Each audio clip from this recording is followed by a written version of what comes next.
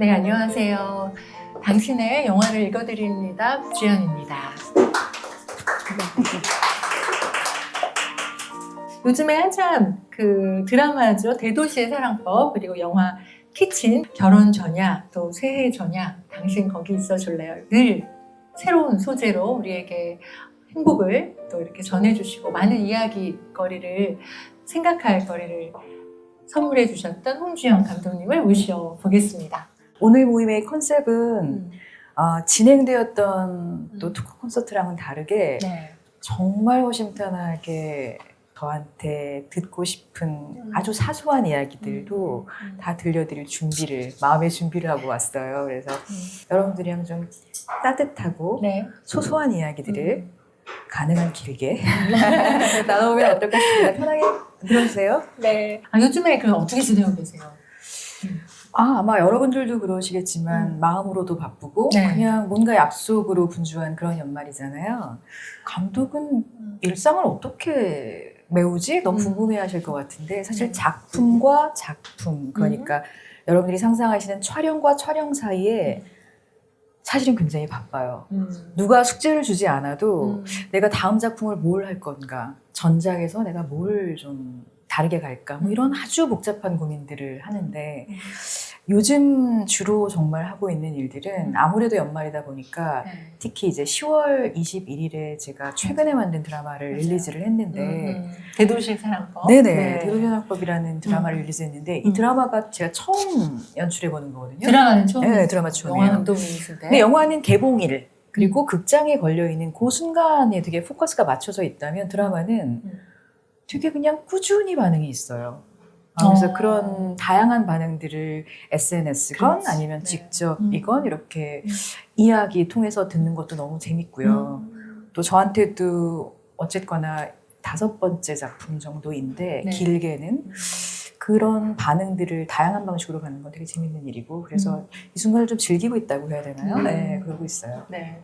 감독님이 그동안 하셨던 영화의 주제들이 되게 다양했어요. 사실 뭐 다문화도 있었고 여러 가지 옴니버스식으로 이렇게 하셔서 그렇긴 한데 그런 큐어 부분은 없었거든요. 그런데 대도시의 사랑법을 어떻게 하게 되셨는지 궁금합니다. 네. 대도시의 사랑법 소설은 사실은 제가 이 작가님을 방구석 일렬이라는 JTBC 프로그램에서 게스트로 둘이 이렇게 옆자리로 만났었어요. 네.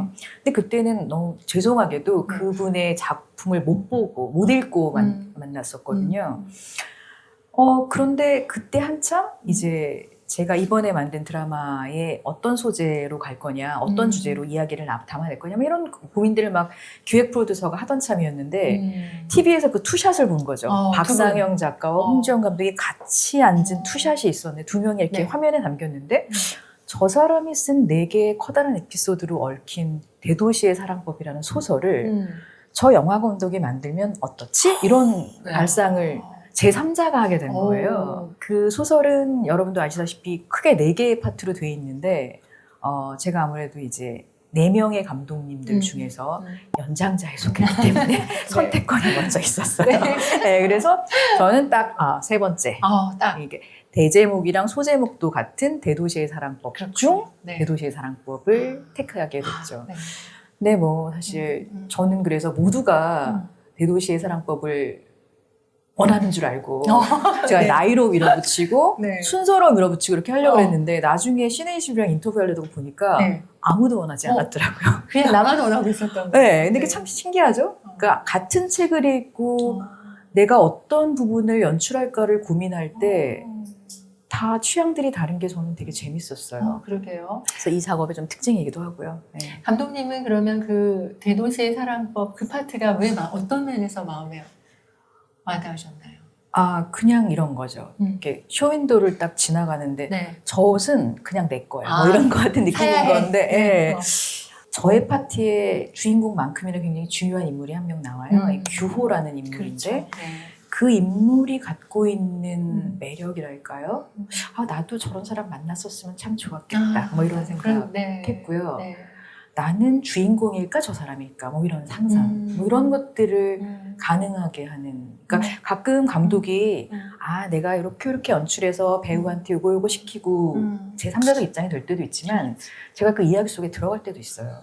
아 나는 저 이야기 속에 저 인물이 나랑 너무 감정이입이 되는 것 같아서 내가 이걸 배우가 될 수는 없으니까 그걸 이야기를 만들고 완성해내는 사람이면 어떨까 이런 생각이 들 때가 있는데 아마도 그 파트의 그 캐릭터에 아마 제가 매료됐던 것 같아요. 그 배우들과는 어떻게 이렇게 커뮤니케이션을 주로 하세요? 일단 사랑한다고 고백하고요. 근데 저는 솔직하게 말씀드리면 네. 감독님들 다 똑같이 얘기하실 텐데 배우를 사랑하는 만큼 화면에 그대로 드러나요. 그렇구나. 그러니까 제가 조금 약간 곧 마음에 들지 않아. 이 친구의 태도도 좀 그렇고 뭐 여러 가지 처음에는 매력적이라고 취했는데 네. 살짝 우리가 이제 작품을 만드는 과정 안에서 거리감이 느끼면 그 거리만큼 나오더라고요. 그래서 참 희귀하네요. 네, 너무 부끄러워지거든요. 그래서 저는 기본적으로는 사실은 지금까지 다행히도 제 작품 속에 등장하는 많은 배우들을 사랑해왔고 그 이후에 그들의 일상까지도 정말 수다처럼 자주 이렇게 얘기를 나누는 사이가 돼요. 그래서 그분들이랑 보통은 우리가 함께 만들 다음 작품을 가지고 만나지만 그 다음은 사실은 그 작품에 대한 이야기를 하는 것보다는 너 요즘 무슨 생각하니? 그렇구나. 항상 촬영 중간에도 그럴 때가 많고요. 보통 그런 식으로 대화하면서 얘기를 푸는 것 같아요. 그럼 그 사람들의 어떤 뭐랄까 그 제가 포착하고 싶은 저의 매의 눈으로 포착하고 싶은 어떤 결들이 보일 때가 있거든요. 그렇죠. 네. 태국에서의 촬영이 많았다고 들었어요. 촬영 과정은 어떠셨어요? 보통 여러분들이 영화관에서 보시는 2시간 이 안팎의 영화들은 한 3개월 정도 그러니까 아주 블록버스터나 액션씬이나 어렵지 않으면 3개월에서 6개월 사이에 다 끝내요. 근데 기본적으로 저도 한 3개월 정도는 찍었던 것 같아요. 근데 이번 드라마는 총 이제 그 2화인데 그거를 합치면 1시간 40분 정도가 되거든요. 한 달 만에 찍었어요. 그러니까 3분의 1 시간 만으로 찍었는데 그 한 달 안에 태국 촬영도 포함되는 거예요. 그러니까 광해군인데요. 엄청난 광해군이죠. 이 태국 파트를 다른 감독이랑 제가 나눴거든요. 그러니까 보통 촬영이라고 하는 건 그 감독이 온전히 그 몫을 하면 문제가 안 되는데 같은 내용을 저는 현재의 시점으로 찍고 제 후배 감독은 기억으로 찍는 거예요. 네, 그러니까 연출을 맞출 필요 없다라고 이제 갖고 한 장소가 예를 들면 사정연에서 찍는다. 그러면 오전은 제가 찍고 오후는 후배 감독이 찍고 이런 방식으로 된 거죠. 그러니까 저는 시간 내에 그걸 찍어내야 되고 그 후배는 그 바통을 이어서 또 찍어내야 되고 뭐 그런 아주 어려운 과정들 전혀 다른 거쳤어요. 그러니까요. 감독님은 어떠셨어요? 보시고 나서. 사실 저는 정말 수백 번 보죠. 왜냐하면 물론 완성된 건 그리고 그 플랫폼에서 릴리즈되는 거를 똑같은 환경에서 저도 보죠. 근데 그 앞에서 정말 많은 것들을 보는데도 제일 먼저 드는 건 사실 부끄러워요. 왜냐면은 저는 그렇게 생각하거든요. 이게 드라마였어도 영화처럼 찍은 드라마이고 그렇기 때문에 영화 같은 느낌이 있었어. 저의 온전한 모습들이 부족하고 조금 자랑스럽고 아니면 뭐 이런 모든 것들이 다 들어있거든요. 그러니까 저는 그냥 약간 발가벗긴 채로 이렇게 대중 앞에 서 있는 느낌이에요. 다른 분들이 어떻게 볼까를 떠나서 사실은 제가 이제 제1 관객이 되다 보니까 늘 좀 더 잘할 걸. 뭐 그런 생각이 사실 많이 들어요. 그러나 그럼에도 불구하고 그래 나올만 했다. 세상에 한 자리를 차지할 만은 해. 뭐 이런 또 스스로의 위로를 하기도 하고요. 그것이 나오는 순간은 사실 보는 사람들의 또 것이기도 하고. 그럼요. 저는 이게 정말 긍정적이든 부정적이건 그건 정말 보시는 분들의 몫이에요. 그래서 저는 진심으로 그거 감사해요. 이게 부정적이어도 이럴 수도 있구나. 내가 이렇게 모자랐구나. 그래서 감독님의 대표작은 뭐예요? 그러면 제가 만들 다음 작품이요. 다음 기대감을 갖게 하고 네. 진심으로 제가 다음엔 정말 잘할 것 같거든요. 이런 생각을 늘 하기 때문에. 원래 영화를 전공하시지 않으셨잖아요. 네. 어떻게 하다가 영화 감독님이 되게 되셨는지. 네. 네. 저의 세대를 말씀드리자면 저는 강릉은 SBS도 나오지 않는 그 MBC와 KBS의 네. 더빙된 주말의 영화를 봐야 하는 그런 환경이 네. 있었어요. 그렇군요. 그리고 동국대학교, 중앙대학교, 한양대학교, 맞아요. 연극영화과 딱 3개 있었고요. 그리고 그 연극영화과는 배우분들이 가시는 곳이었어요. 네. 네, 그러니까 연출을 생각한다는 건 그냥 리스트 안에 없는 것. 근데 어쨌거나 저는 보는 걸 좋아했던 것 같아요. 이야기를 좋아했던 것 같아요. 이야기. 네. 근데 영화 감독이라는 것과 저를 연결시키지 못했고 감히 연결시키지 못했고 그냥 영화를 보는 걸 좋아하니 영화에 대한 글을 쓰는 걸 내가 무슨 직업을 갖더라도 해야겠다라는 생각을 했고 글 쓰는 거. 네네. 철학 전공을 하다 보니까 이 철학 공부를 하면서 네. 내내 약간 좀 영화에 대한 좀 다른 접근의 글들을 써봐야 되겠다. 근데 온전한 글을 쓰고 좀 오리지널한 글을 쓰려면 영화 제작 과정을 좀 이해해야 될 것 같다 이런 생각이 들어서 제가 신촌 주변에 있는 그 영화 단편 영화 만드는 워크숍에 들어갔어요. 그때 이제 남편을 만났고, 네, 그때는 모두가 영화 전공이 아니었기 때문에 남편은 경제학, 봉준호 감독님 사회학, 민규동 감독님이시죠. 네, 그래서 여고괴담에 그런 방식으로 다 각기 다른 뭐 그런 니즈들을 갖고 만났던 것 같아요. 네. 이제 그러다가 자연스럽게 단편이라도 조그만 어떤 영화를 만들어 보니 이거 엄눈에도 괜찮겠는데? 뭐 이런 생각이 좀 들었고 네, 네. 제 안에 있는 저만의 남성성 우리가 흔히 말하는 현장에서의 진두지휘 할 수 있겠다 뭐 이런 생각이 좀 들기도 했고요. 제 안에 있는 그런 어떤 강함이라고 해야 될까요? 고집이라 그래 그런 부분을 나중에야 발견하게 됐어요. 그러니까 결국 제가 무슨 일을 좋아하게 되고 그 일 중에서도 어떤 롤을 맡느냐에 따라서 저도 몰랐던 저를 발견하게 되는 것 같아요. 근데 저는 이게 여전히 진행 중인 것 같아요. 저는 개인적으로 되게 늦게 데뷔를 했는데 38에 했고 아이도 낳고 했고 어려운 데뷔였는데 그때는 머리도 커트를 하고 약간 스텝이며 배우며 저를 여자로 느끼지 않길 바랬어요. 네, 그런 약간 코스프레가 좀 필요했어요. 그렇지. 근데 그거를 딱 지나고 보니까 한번 하고 나니까 네. 그럴 필요 없겠는데 이런 생각이 좀 들더라고요. 그냥 나만의 색깔로 내가 내 현장을 컨트롤하는 방식은 그냥 자유로워도 되겠다라는 생각을 한 번 해보니까 알게 되더라고요. 오히려 본질에만 집중하게 됐죠. 그래서 그 본질은 여전히 배우와의 소통이구나 이런 생각 들어서 배우와는 무조건 가장 친한 사람이고 가장 밑바닥까지 들여다보는 사람이고 모든 얘기 나눌 수 있는 사람이 되어야 되는구나 라는 생각을 했었죠. 드라마와 영화 제작 과정이라든가 여러 가지 다르잖아요. 네. 근본적으로 어떤 게 다르다고 생각하세요? 드라마가 훨씬 돈이 없고요. 돈이 없어. 그래서 네. 감독이 네. 대단히 더 부지런해야 되고요. 네. 사실은 한 번의 드라마 연출로 제가 드라마와 영화를 비교하는 건 참 어려운 일인데 네. 제 생각에는 아마도 제가 영화 감독이 먼저이다 보니까 영화적으로 찍힌 드라마가 아닐까 싶고 제가 영화에서 굉장히 어떤 순간에도 놓치고 싶지 않았던 배우와의 커뮤니케이션 이 대목은 한결같았던 것 같아요. 다만 네. 너무 제작 여건에 쫓기고 뭐 여러 가지 하다 보니까 좀 여유롭게 갈 수 있는 것들을 저 배우의 저 연기가 조금만 더 가도 내가 정말 그 진술을 네. 꺼낼 것 같은데 네. 여기서 스탑. 스탑해야 해. 네, 다음 네. 찍어야 될 분량들에 대한 것 때문에 타협의 분량이 좀 많은 네. 그런 정도이고요. 근데 이제 이게 저로서는 영화 베이스로 드라마를 찍은 거라 크게 다르다고 느끼진 않았어요. 그냥 제작 여건의 차이 정도. 네, 그런 차이가 있어요. 네네. 그 다음 두 번째는 영화랑 어쩔 수 없이 비교하게 되는데 영화는 공정 자체에 너무나 많은 게 들어가요. 일단 글을 써야 되고요. 그러니까 드라마 프로듀서 분이랑 그러면 영화 감독이랑 무슨 차이가 났지? 글을 쓸 수 있느냐 없느냐의 차이가 있어요. 시나리오를. 네.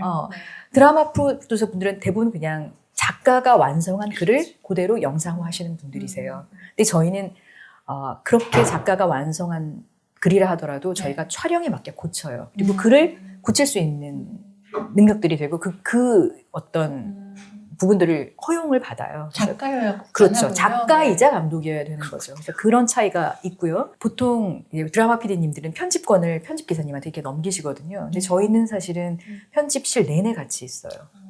그래서 단순 오퍼레이터는 아니시죠. 하지만 그럼에도 불구하고 편집에 굉장히 많이 관여한다. 그래서 헐리우드에서는 처음에 박찬욱 감독님이나 봉준호 감독님이 되게 적응을 힘들어하셨던 게 편집실에 들어갈 수가 없어요. 따로 네, 그거는 월권이고 정확하게 분리가 돼 있어요. 그래서 감독 버전이 따로 있는 거예요. 근데 한국은 어쨌거나 편집권에 대한 최종 결정을 감독이 하기 때문에 그 과정, 음악, 미술, 뭐 여러 가지에 대한 그 이야기에 걸맞는 그래 종합예술 네, 그런 것들이 다 녹여 들어가다 보니까 때로는 버겁지만 저는 그런 선택들이 모여서 새로운 무엇이 창조된다는 게 너무 좋더라고요. 그러게요. 저는 이번 드라마로 제 영화 인생의 1세대가 지난 것 같아요. 새로운 또 네, 그러니까 지금은 드라마든 영화든 보는 눈이 조금 달라졌고 제가 펼칠 수 있는 새로운 이야기가 이제는 다른 방식으로 구상이 좀 돼서 지금은 여러 가지 반응들을 되게 지속적으로 듣고도 있는데 저에 대해서도 조금 집중하고 있어요. 내가 다음에 무엇을 할까? 그리고 한 시기를 마치고 다음 시기로 좀 새롭게 점프를 하자라는 생각을 하고 있죠. 그 영화 속에는 상업적인 부분도 있고 상업 영화, 굉장히 예술적인 문학, 또 은유, 여러 가지 또 음악, 미술, 종합 예술이라고 할 수 있어요. 근데 그런 식으로 따진다면 우리 삶 속에 그런 예술이 우리 일상생활과 과연 어떤 관계가 있을까? 예술이 왜 필요할까? 이런 또 질문을 하게 되는데 예술은 우리한테 쉼 구멍이 아닐까? 이런 생각이 들었어요. 숨구멍이 아니라 쉼구멍. 숨구멍은 그거 막히면 죽잖아요. 생존의 문제인데 쉼 구멍인 거죠. 우린 가끔 하늘도 올려봐야 되고 여행도 해야 되고 좋은 사람들이랑 맛있는 것도 먹어야 되고 그게 꼭 내 앞으로의 미래에 혹은 돈 버는 거에 크게 영향이 없어도 그렇게 살아야 되는 거잖아요. 그렇죠. 그런 것 같아요. 대신 그 쉼 구멍에 좀 더 공을 들이는 거죠.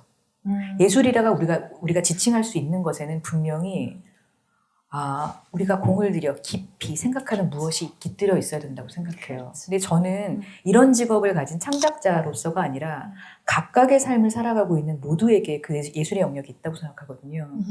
주제도 되게 굉장히 다양했는데 궁금한 거 여쭤보고 싶은 거 있으면 한번 질문하는 시간을 가져보려고 합니다. 우리 이분부터. 아까 들으면서 생각이 난 건데요. 그래요. 네. 예술은 우리에게 쉼구멍이라고 하셨는데 저는 사실 배우를 꿈꾸고 있는데요. 그렇군요. 예술을 하는 사람으로서 네. 저는 사실 저만의 쉼구멍을 아직 찾지 못한 것 같아요. 그래서 주변 선생님들이나 친구들한테 조언을 구해봐도 제가 하고 있는 제가 좋아하는 일 이외에 그것으로부터 스트레스를 받을 때 전혀 다른 분야에서 머리를 식힐 수 있는 행위를 하나 찾아라 라고 주변에서 많이 말씀을 해주시는데 저는 아직까지는 제가 꿈꾸고 제가 하고 있는 일이 너무 좋아서 그것 이외에 저를 더 행복하게 하는 것을 찾지 못한 것 같아요. 저한테는 예술이 숨구멍인 것 같아서 그러면 이렇게 숨구멍을 찾지 못한 예술을 하는 사람들은 어디서 숨구멍을 찾으면 좋을지 감독님께서는 감독님만의 숨구멍이 있으신지 네. 아니 이렇게 심오한 질문을 숨구멍과 숨구멍을 오가며 너무 좋은 질문이죠. 네. 저는 숨구멍과 쉼구멍이 같아도 된다고 생각해요. 많은 사람들이 내가 숨구멍을 유지하기 위해서 이 안에서 답을 찾지 못하면 다른 무엇을 찾아야 된다고 생각하는데 그래서 가끔 저한테 감독님은 되게 스트레스 받거나 디프레스한 상황에서는 뭘 하냐고 그러면은 제가 이렇게 얘기하거든요. 저는요 곰곰이 생각해요. 보통 뭐 여행을 가거나 아니면 뭘 먹거나 다른 거죠. 근데 그냥 저는 가만히 앉거나 아니면 이렇게 산책을 하면서 생각해요. 내가 왜 디프레스 상태에 빠졌는지에 대해서. 아주 고통스럽거든요. 이제 숨이 막힐 것 같아요. 근데 의외로 혼잣말 하면서 발화를 할 때 한 30%는 해소가 되고요. 그 다음에 진짜 정말 꾸준히 들여다보잖아요. 그럼 원인이 있어요. 저는 난 왠지 모르겠는데 나 이유 없이 기분이 그런 거 하나도 없다고 봐요. 근데 그 자신을 정말 좀 고통스럽지만 침잠에서 들어가는 그 시간이 사람들은 많이 피하거든요. 그렇죠. 회피하고 싶죠. 네. 네. 그리고 다른 데서 자꾸 찾으려고 그러고. 근데 맞아요. 돌아오면 제자리고. 아. 왜 고민을 생활 속에서 풀어야 되는지를 저는 알 것 같아요. 저는 나의 숨구멍인, 즉 나한테 이 예술행위가 너무너무 소중하고 내가 너무너무 좋아하는 일인데 다른 주변인으로부터 나의 진가나 혹은 나의 애정을 인정받지 못할 때 저는 그거 신경 안 쓸래요. 저는 저한테 집중할래요. 왜냐하면 저한테 집중하기에도 너무 시간이 짧고 그게 옳은 판단인지 스스로 확신이 들지 않을 때도 많거든요. 그러니까 할 수 있는 한 저한테 집중을 해보고 내가 정말 좋은 일이야? 정말 좋아하는 일이야? 그리고 나한테 진짜 숨구멍 같은 일이야? 다른 쉼구멍도 난 못 찾겠어?